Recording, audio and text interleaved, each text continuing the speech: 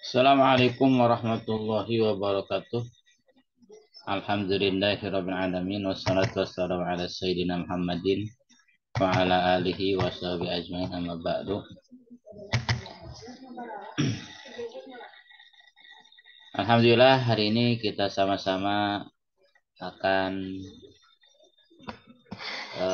mengikuti siaran ulang dari nasihat-nasihat yang orang tua kita, guru kita dulu pernah kita disampaikan, kita ulangi kembali untuk mengingatkan. Dan mudah-mudahan ini menjadi pahala yang mengalir kepada beliau-beliau di alam barzahnya sebagai ilmu yang bermanfaat. Insya Allah hari ini kita akan membahas tentang Nasrul Ibad, ya. Makalah yang ke-16. Makalah yang ke-17. Bismillahirrahmanirrahim. Ini kita kasih judul kutil saja kuliah 30 menit. Dalam kitab Nasrul Ibad halaman 9 ya. Halaman 6. Itu disebutkan wal maqalatus sabi'ata asyarata, dan makalah yang ke-17 kila diceritakan tuba liman kana aqluhu amiron wa hawahu asiron wa wailun liman kana hawahu amiron wa aqluhu asiron. Tuba ay al khairul kathiru, kebaikan yang banyak. Tuba, berbahagialah mendapat kebaikan yang banyak. Liman kana aqluhu amiron, orang yang menjadikan akalnya pemimpin, amir. Biayak tadia bimuradi aklihil kamil, dengan mengikuti keinginan akal yang sempurna. Akal yang sempurna itu adalah akal yang dibimbing oleh wahyu. Jadi akal yang tunduk terhadap wahyu. Bagaimana Allah dan Rasulnya mengatakan apapun, akal sami'na wa ata'na. Nah, apabila orang akal yang seperti itu dijadikan pemimpin, wahawahu dan hawa nafsunya asiran dijadikan kawanan, maka dia termasuk orang-orang yang berbahagia. Wawailun sebaliknya celaka, ayat halakun syadidun, kecelakaan yang besar. Dimankan hawahu amiron wa akluhu asiron, orang yang menjadikan hawa nafsunya pemimpin sementara akalnya dijadikan tawanan. Artinya apapun yang akan kita lakukan dalam hidup ini, maka pastikan dulu, pikirkan dulu. Paling tidak bagi umat Islam, kita harus terikat dengan syariat Islam. Hukumnya ini boleh apa tidak. Kalau haram, maka walaupun kita sangat menginginkannya, kalau haram ya tidak boleh. Artinya akal akan menjadi pemimpin. Ya. Kalau haram, tidak boleh. Nah, berbahagialah bagi orang-orang yang akan dijadikan pemimpin dan hawa nafsunya dijadikan tawanan. Sebaliknya, celaka yang besar bagi orang-orang yang hawa nafsunya dijadikan pemimpin dan akan dijadikan tawanan.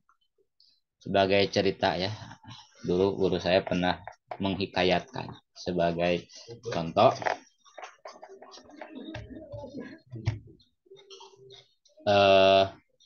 Dulu ada seorang ulama ya. Nah, ulama ini beliau mempunyai anak. Anaknya masih kecil. Kemudian anaknya itu biasanya terlihat ceria gitu ya. Nah, suatu hari si anak itu terlihat murung. Kemudian ditanya oleh ayahnya, "Nak, kenapa kamu terlihat murung?"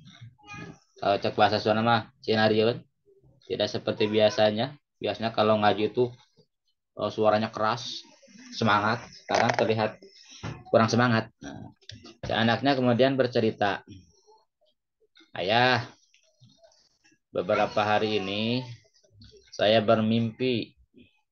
Mimpi apa? Saya bermimpi ada 2 ekor singa yang sedang bertempur. Atau kalau ibaratkan anak kecil itu ada lelakon dan ada penjahat gitu ya. Ada jagoan, ada penjahat. Sedang bertempur ayah. Terus kata ayahnya, kenapa mimpi saja kau pikirkan? Ya, bang mimpi wae dipikirkan gitu.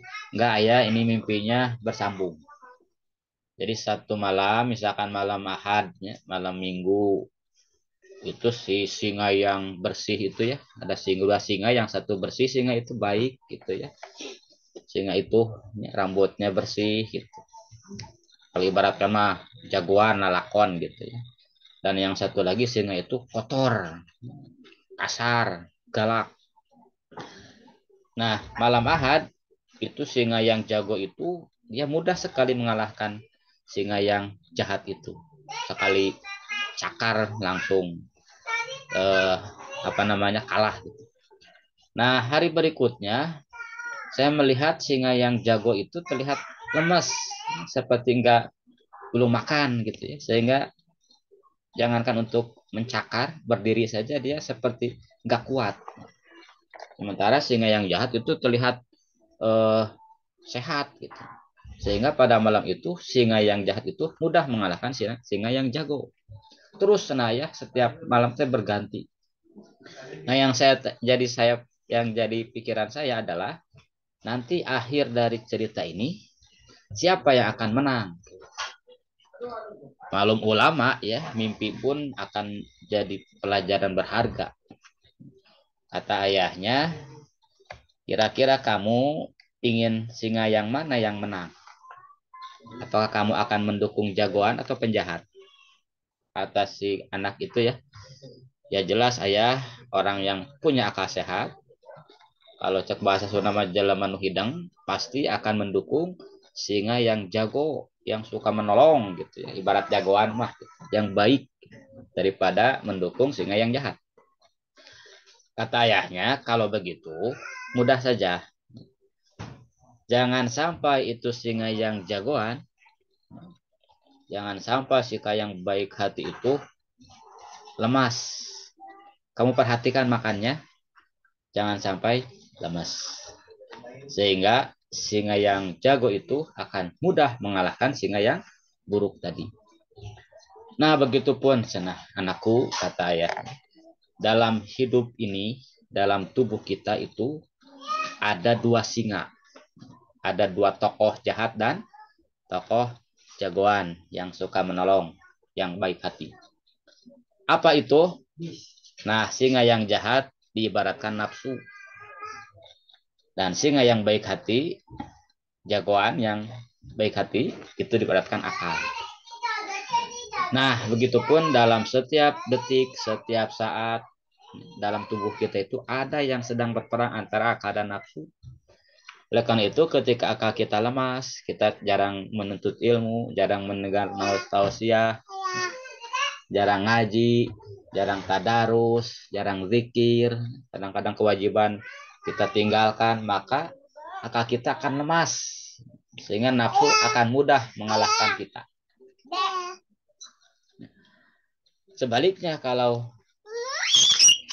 dalam satu hari kita rajin mengaji, rajin mendengarkan tausiah, rajin sholawat, rajin zikir, dan ibadah-ibadah yang lain, maka akal kita akan sehat dan sangat mudah untuk mengendalikan nafsu kita. Silahkan kita rasakan saja ketika satu hari kita berjamaah awal waktu, disertai qobliyah dan ba'diyah, kemudian wiridan, tadarus Quran, itu cenderung tubuh kita ini akan mudah melawan hawa nafsu. Sebaliknya, kalau suatu hari kita sholat telat, ya, bahkan di luar waktu, bahkan auzubillah sampai meninggalkan sholat, hari itu kita melakukan dosa, ya, termasuk berbohong terhadap orang tua dan lain-lain, maka nafsu akan menguasai kita. Jadi kesimpulannya, perhatikan bahwa dalam tubuh kita ini setiap saat akan terjadi perang antara pengaruh positif, bisikan yang baik, dan pengaruh negatif, bisikan yang buruk. Ibaratnya, kalau dalam makalah yang tadi, akal itu ibarat bisikan yang positif. Akal yang sempurna. Akal yang dibimbing oleh wahyu.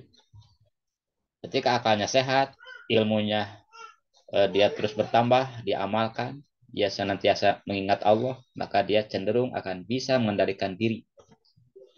Sementara kalau kita lupa tentang ilmu itu dan kita terus mengikuti hawa nafsu, maka kita dapat pastikan bahwa hidup kita itu akan dikendalikan oleh hawa nafsu. Sejahat-jahatnya orang, ada orang suka mabuk, suka berzina, korupsi, dan lain-lain. Dia tahu, akalnya tahu bahwa itu perbuatan buruk. Tapi kenapa kok dia tetap lakukan? Karena akalnya lemah. Akalnya lemah, dia tidak rajin mengaji, tidak rajin hadir di majelis ilmu, tidak suka mendengarkan tausiah. Yang dia dengarkan adalah misalkan hanya maksiat saja, maka tidak heran ketika ada orang yang punya akal tapi perbuatannya senantiasa mengikuti hawa nafsu. Karena apa? Karena akalnya lemah. Dia tidak perhatikan, dia tidak beri makan, yaitu ilmu, amal, zikir, zikrullah, dan lain-lain. Mudah-mudahan dengan kutil ini, kuliah 30 menit kurang, ini bisa menjadi pengingat kita bahwa setiap saat akan senantiasa kita berperang dalam tubuh kita ini antara hawa nafsu dan akal. Dan mudah-mudahan Allah senantiasa membimbing kita agar senantiasa kita dibimbing oleh wahyu dan akal kita tunduk terhadap wahyu sehingga kita bisa mengendalikan hawa nafsu. Mudah-mudahan bermanfaat. Subhanakallahumma wa bihamdika asyhadu an la ilaha illa anta astaghfiruka wa atubu ilaik. Billahi taufiq wal hidayah war ridha wal inayah. Wassalamualaikum warahmatullahi wabarakatuh.